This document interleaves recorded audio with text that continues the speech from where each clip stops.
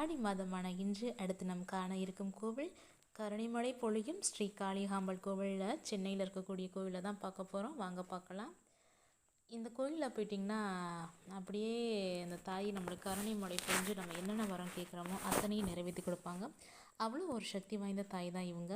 இவங்களுக்கு சித்திரை மாதத்தில் வசந்த நவராத்திரி, சித்ரா பௌர்ணமி, வைகாசியில் பிரம்மோற்சவம், ஆடியில் வசந்த உற்சவம், வெள்ளிக்கிழமைகளில் ஊஞ்சல் உற்சவம், ஆடி கிருத்திகை, ஆவணியில் விநாயகர் சதுர்த்தி, புரட்டாசியில் சாரதா நவராத்திரி, ஐப்பசியில் கடமேஸ்வரர் அண்ணாமலையாருக்கு அபிஷேகம், கந்த சஷ்டி உற்சவம், கார்த்திகையில் சோமவார உற்சவம், கார்த்திகை தீப திருவிழா, மார்கழியில் மாணிக்கவாசகர் உற்சவம், நடராஜர் ஆருத்ரா தரிசனம், அம்பாளின் தீர்த்தவாரி, தை மாதத்தில் புஷ்பாஞ்சலி, வெள்ளிக்கிழமைகளில் ஊஞ்சல் உற்சவம், மகுடாபிஷேகம் ஆகியவை வருடா வருடம் இங்கு மிகவும் சிறப்பாக நடைபெற்று வருகிறது.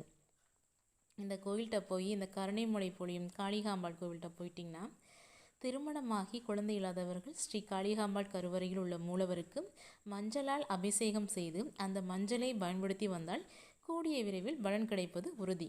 செவ்வாய் மற்றும் வெள்ளிக்கிழமைகளில் ராகு காலத்தில் எலுமிச்சை பழத்தில் தீபம் ஏற்றி வழிபடுவது நன்மை தருவதாக பக்தர்களால் பெரிதும் நம்பப்படுகிறது. மேலும் மேற்கு நோக்கிய நிலையில் உள்ள ஸ்ரீ ஆஞ்சநேயரை சனிக்கிழமைகளில் வழிபட்டால் நினைத்த காரியம் கைகூடும் என்பது பக்தர்களின் நம்பிக்கையாக உள்ளது. இங்கே பார்த்துட்டிங்கன்னா வழிபடுறதுக்கு நேரம் என்னென்னு சொல்லிட்டு பார்த்திங்கன்னா காலை 6 மணி முதல் 7 மணி வரை, உச்சிக்காலம் பகலில் 12 மணி வரை, மாலையில் 5:30 முதல் 6 மணி வரை, அர்த்த ஜாமம் இரவு 9 மணிக்கு என பூஜைகள் தினமும் நடைபெறுகிறது. இந்த தாய்கிட்ட போயிட்டிங்கன்னா குழந்தை அது ரொம்ப நாட்களாக திருமணமாகி குழந்தை இல்லாதவங்க இந்த தாய்கிட்ட போய் வேண்டிக்கிட்டு ஸ்ரீ காளிகாம்பாள் கருவறையில் உள்ள மூலவருக்கு மஞ்சள் வாங்கி கொடுத்து அபிஷேகம் செஞ்சுட்டு அந்த மஞ்சளை நம்ம பயன்படுத்திட்டு வந்தோம்னா கூடிய விரைவில் நம்மளுக்கு பலன் உடனடியாக கிடைக்கும். இந்த தாயே பார்த்துட்டிங்கன்னா கருணைமொழி பொழியும் காளிகாம்பாள் அப்படின்னு சொல்லிட்டு அந்த ஊர் மக்கள் எல்லாம் சொல்கிறாங்க.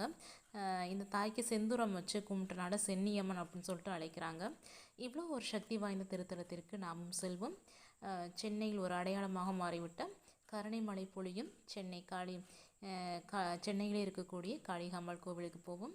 நல்லபடியாக திருமண தடைகள் எதுவும் ஏற்பட்டுச்சுன்னா உங்களுக்கு நல்லபடியாக திருமணங்கள் முடியும். குழந்தைகள் உங்களுக்கு விரைவில் கிடைக்கும். அவ்வளோ ஒரு கருணை மழை பொழிகிற தாய் தான் இவங்க. இந்த கோவிலுக்கு நாமும் செல்வோம். காளிகாம்பாள் கோவிலுக்கு நாமும் செல்வோம். இந்த தாயை வழிபடுவோம்.